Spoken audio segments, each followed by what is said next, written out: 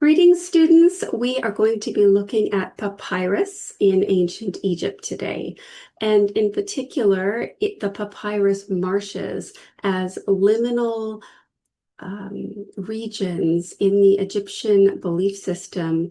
And as we've already learned in the Epic of Gilgamesh, liminality is crossing between two kinds of different worlds, places of transition and transformation.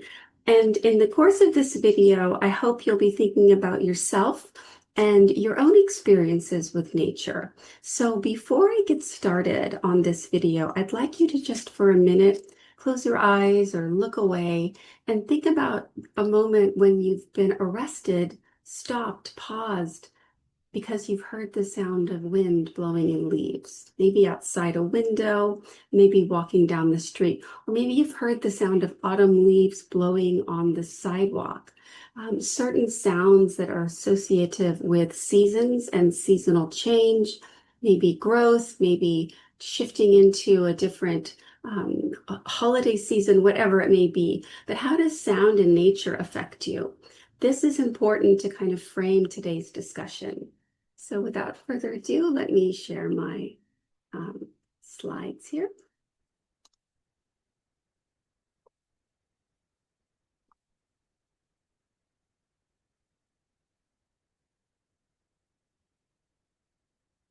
Okay, here we are. Excuse me. Papyrus plant. It's a sedge, meaning it's tall, it's skinny, it has a stalk, and then it has this sudden explosion like a firework of green at the top. The birds love papyrus, lots of places to sit. And as you can see, with its many stiff kind of fronds coming, no, they're not even fronds, spikes coming off the central portion of the plant here, you can imagine the kinds of sounds it will make. Papyrus is, of course, very important in paper making, and it's not true paper, of course, it's papyrus. It's the beaten stem, the interior fiber of these tall stalks that's rich with a kind of sap that when beaten hard and the fabric, the papyrus sort of woody material is laid in a crisscross pattern and then struck sufficiently, it adheres together and forms a quite strong bond and can become, as we know, looking at the Book of the Dead, a wonderful form of writing, a surface for writing that is very well preserved in the dry climate of Egypt, especially today. There's also uses of papyrus for many purposes. You name it, probably papyrus will be able to accommodate most basic household items. For example, here we're looking at a lid from King Tutankhamun's tomb that we found covering a kind of urn and sandals. The books of the dead that we've been looking at are all on papyrus. And here's a view of papyrus in Uganda, which is south of Egypt and where Lake Victoria is located, which is the mouth of one of the two major forks of the Nile River. And you can see just how tall these stalks actually are. They're flexible. They, unlike wood, they don't require joinery. You can bend, you can tie, you can twist, and they grow quickly. So a wonderful resource. Here in Uganda, you get an idea of here's a marsh, and in the background are green papyrus, and in the foreground are harvested dry papyrus that are forming a vertical netting to catch fish. Now, I want you to think about the Egyptian world and remembering what we spoke about in our last lectures. It's a land where the Nile River flows from the highlands of Africa northward and eventually depositing into the Mediterranean Sea. It's not it's a very predictable, it was a very predictable river, continues to be relatively speaking, but in ancient Egypt time, it had more branches than it has today. In the delta, the northern most point here. And it flooded annually during the strong summer rains. And so every summer, the Nile would become full of rushing water that would come racing down from the African highlands. Here's some views. This is the Blue Nile Falls in Ethiopia. And I believe this is the White Nile, maybe in Sudan, perhaps. And here is a view of the map. And I just want you to get a sense of the drama of this water rushing down into this flat delta land and forming these huge major marshes, but not all the time, but on a very predictable cycle. So the Egyptians could depend on their land becoming flooded every year, completely heavily flooded. And with that flooding came Black's fertile soil. And eventually, as it withdrew, the water saturated the land, the earth would return from submersion to emerging. And we'll remember the Egyptian creation myth is one of a primordial mound emerging from the the chaotic or primordial waters of none. Now, this is very wet and very fertile soil, and the immediate association of this cycle shortly after would be the rapid appearance of greenery, in particular in these marshes, the areas that stayed very wet, and these plants, papyrus, that grow quite quickly. Another view here. In very simple terms, this papyrus signified rejuvenation, sustenance, and a fecund habitat for a variety of creatures, some of which were important for food, some of which were frightening and dangerous, but all teeming with life. This teeming with life becomes linked to Egyptian beliefs about resurrection, and even to some degree rebirth. We know, of course, that the solar cycle is the crucial cycle of the life and kind of death and rebirth of the sun, but another important piece is this marshland. Now, the marshlands were of such significance that they became very much articulated in the vastly more controlled form of human architectural creation. And we are looking here at large columns meant to resemble or to be associated with the papyrus plant. The tops are decorated and shaped like a papyrus. Here are some studies of these that give us an idea of the variety of these architectural forms. And here, an artist's rendition of the Temple of Horus at Edfu. So we have these marshes that grow, and then we have the human-controlled evocation of these marshes in architecture. Now, the marshes themselves, as I mentioned a moment ago, are both full of life and signs of regeneration and growth, but they are also places that are on the edge of order. They're, for the ancient Egyptians, the belief was that and you might remember this from our previous lecture, is the created world is not all the world. It's living in a kind of island that's miraculously created itself in an ocean that's still full of disorder. And the concern of the ancient Egyptians was not that that disorder had any kind of volition of its own necessarily, so much as to lose the created order and harmony of the river valley civilization of the ancient Egyptians was to allow that disorder to penetrate. And we call that isfet, chaos and disorder. And though that disorder has some agents that come to be imagined by ancient Egyptians that are interested in generating disorder. Various monsters and so forth appear in the imagination that suggest kind of it's always pressing against order. There's always a sense of needing to defend the created world of the ancient Egyptians. So thinking about a kind of a flat disk of earth surrounded by water. And these water goddesses here are pouring like water around this disk. And then imagine that this is, of course, flat, and it's a bird's eye view. We're looking over it while the figures on the sides are in a different perspective. And the sun travels over this flat surface and then disappears to travel below in a kind of period of darkness known as the duat, and a place of great challenges.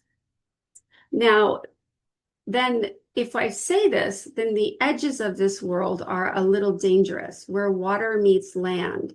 It's a liminal zone. It's a place of two major forces meeting and then having a certain degree of instability. And in that instability, there is danger, but there's also generative properties. So it's a liminal place in this sense.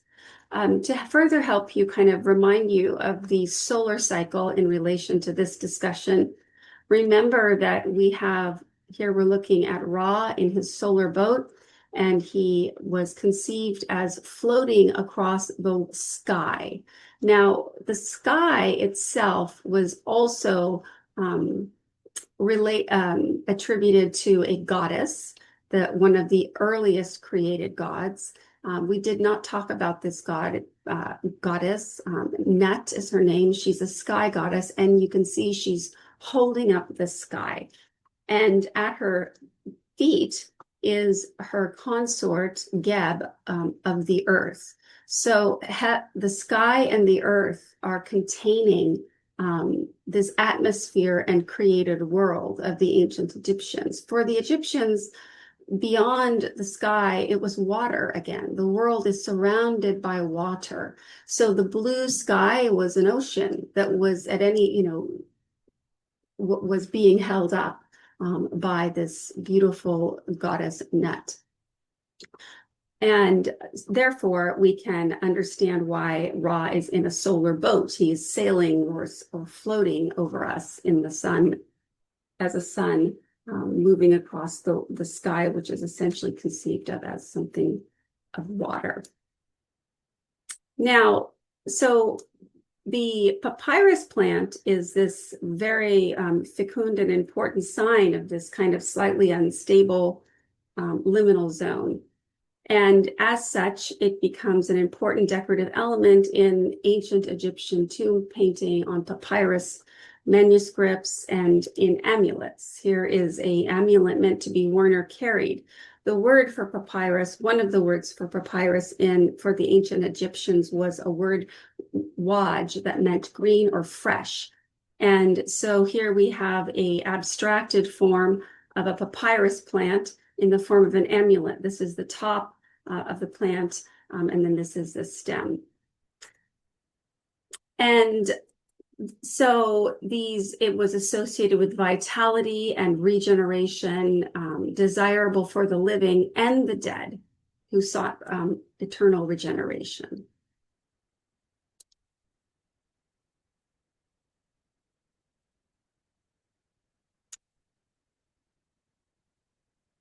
So looking now at our Nebamum hunting in the marshes, we can understand this figure as Nebamum himself is exerting a kind of control and even power in a liminal zone of danger. So he, like any pharaoh who you often inside tomb paintings, who appear in the marshes hunting or particularly engaged in actual domination of dangerous animals, can be understood as articulating the order and control that these figures, the king, the pharaoh, and as it moves downward here, Nebamum, the father figure in this family unit, creating or expressing order and control in this liminal zone. And we see a lot of these kinds of engaging in the marshes with actions of spearing and control. We can see this in some sense as a very masculine relationship to the marshes. And remember that, because we're going to be considering a much more or paternal, protective, if you will, in a very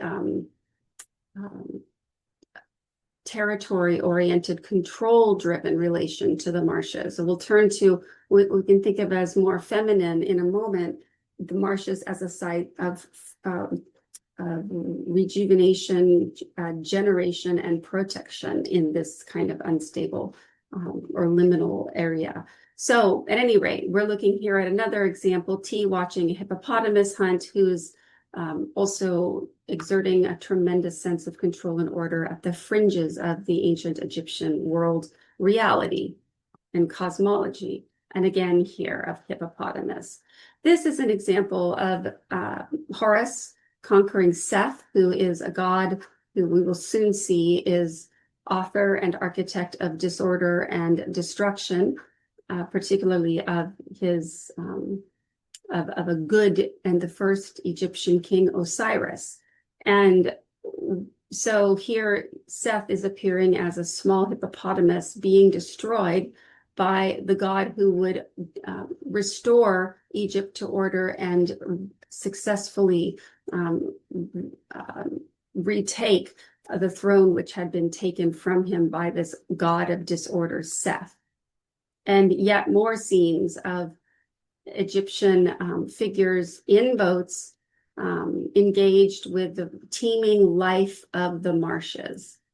Now, in that teeming life of the marshes, one particular god, Osiris, found himself dismembered by Seth. Osiris in Egyptian mythology was the first king of Egypt, and as such was a good ruler and was associated with rejuvenation, with agriculture, with learning the arts of agriculture. And he was ultimately became the object of anger and envy by Seth, who acted upon his destructive, disordered impulses and killed Osiris and dismembered him. And where can you imagine he scattered his dismembered body, but in the great Papyrus marshes? Osiris's wife, Isis, she found him and reassembled him, and was unable to find his phallus, but nevertheless, through magic, was able to become impregnated by Osiris after she had put him back together. Now, it's difficult to see in this image. You see this animal, right? A table. This is a bier, a funeral bier with an anthropomorphic animal with legs, arms, and a tail. Lying on his back is the reassembled Osiris under a kind of like almost funerary cloth. Here's his feet, here's his legs, his belly, and his tall pointed cap. And maybe an erection suggestion associated with the way in which Isis was able to impregnate herself. And one account is she became a kind of kite-like bird that hovered over his body, and through magic, she was able to become impregnated.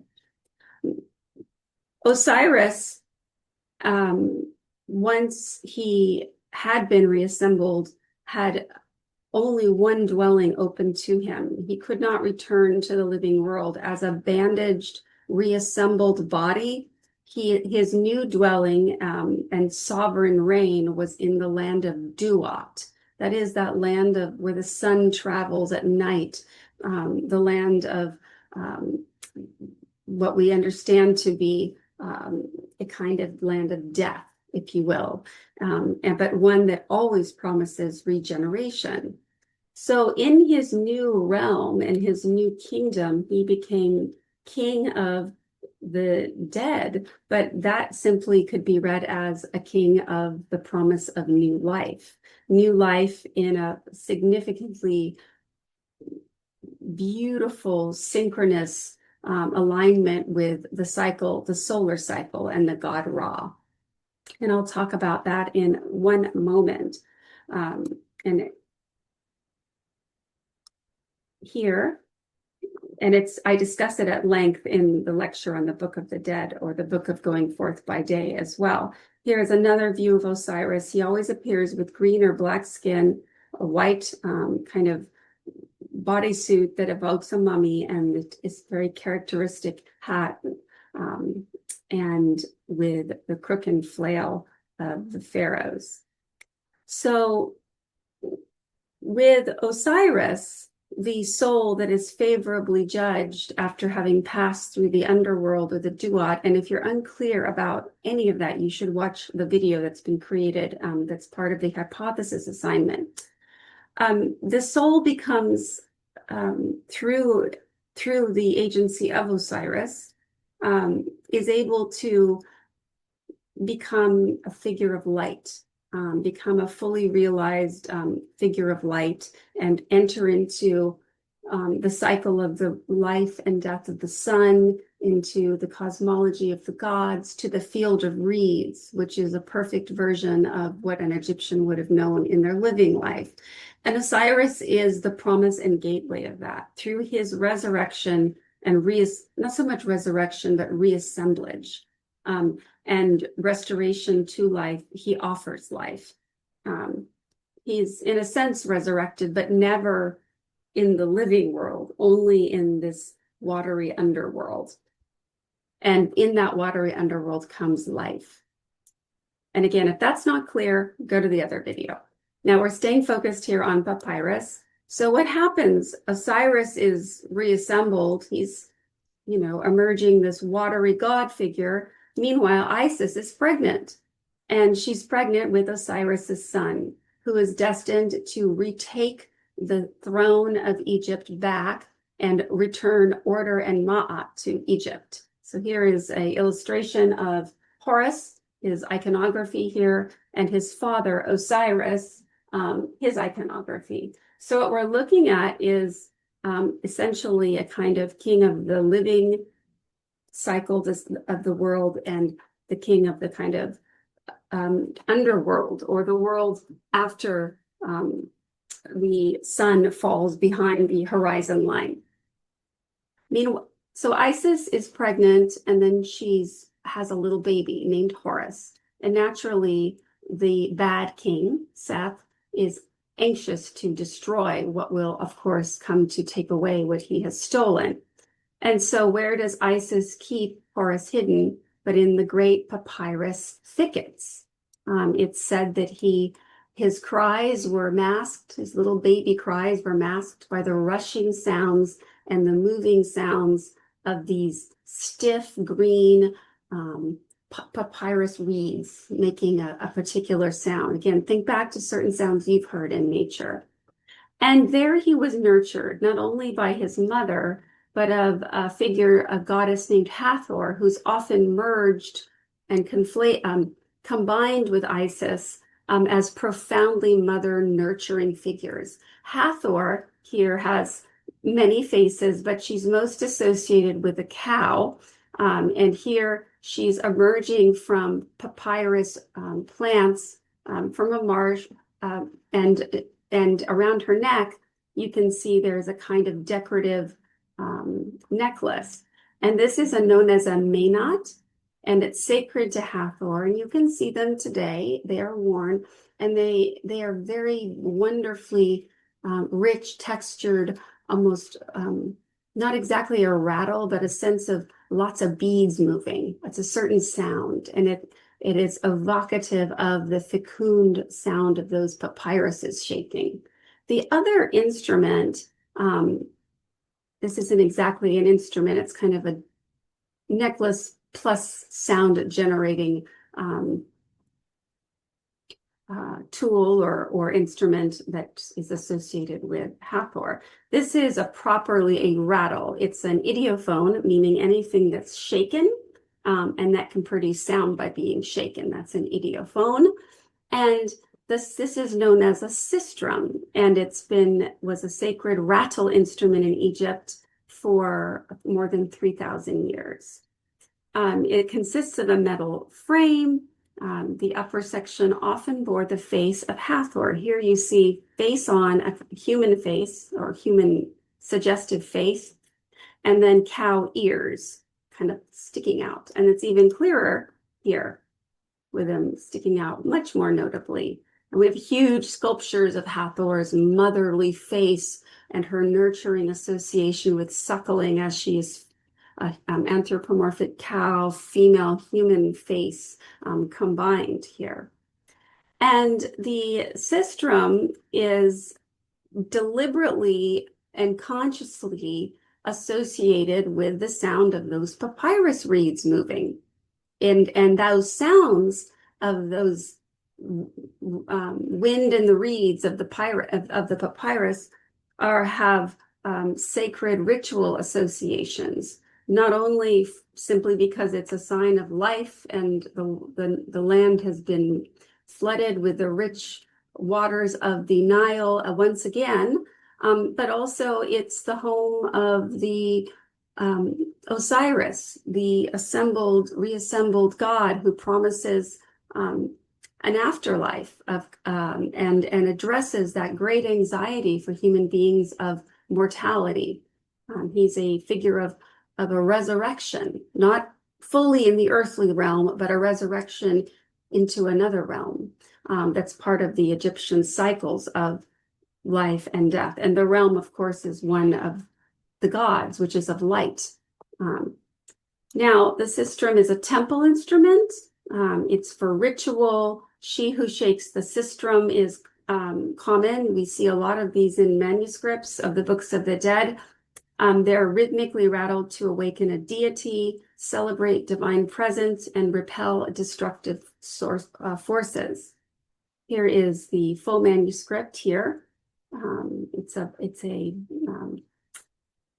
book of going forth by day, a book of the dead, and we see the sistrum here being rattled, but we also see some views of the field of reeds and a lot of wonderfully rich agricultural activity happening.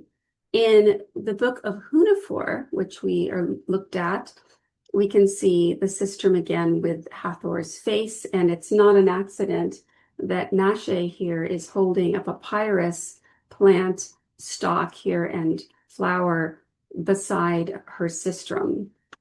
And she appears to have a lotus in her hair, but she's similar, but not the same as a papyrus.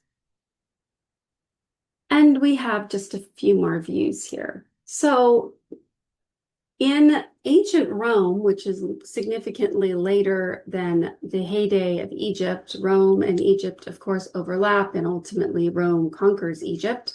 But Plutarch, he's an ancient Roman historian living in Greece, wrote at length about the customs and beliefs of the ancient Egyptians, and he writes about the sistrum. And of this he says, "The sistrum also makes it clear that all things in existence need to be shaken or rattled about, and never cease from motion, but as it were to be waked up and agitated, when they grow drowsy and torpid. They say they avert and repel Typhon by means of the sistrums," he means the Egyptians, "indicating thereby that when destruction constricts and checks nature, generation releases and arouses it by means of motion."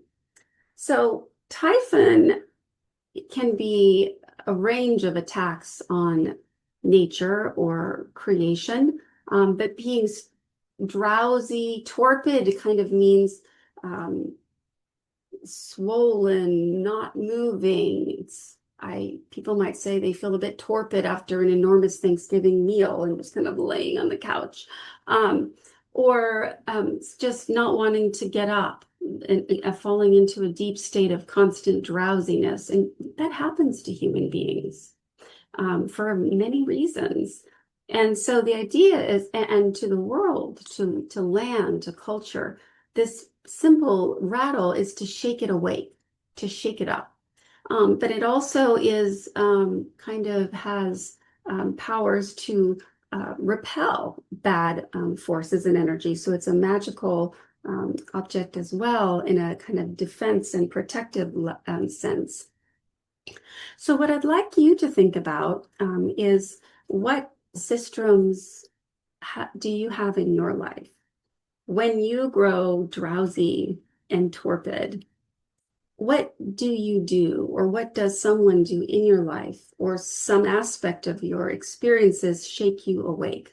What can wake you up, shake you out of whatever's going on, shake you out of doom scrolling on your mobile device for well into the night, kind of trapped in that cycle that can happen to some of us, or getting out of bed in the morning, or taking that next step for your career, for your profession, for your courses. And what helps you protect yourself, protect your creation. You're a beautiful creation as a student. You're building something that's created. And every step you take is a creation.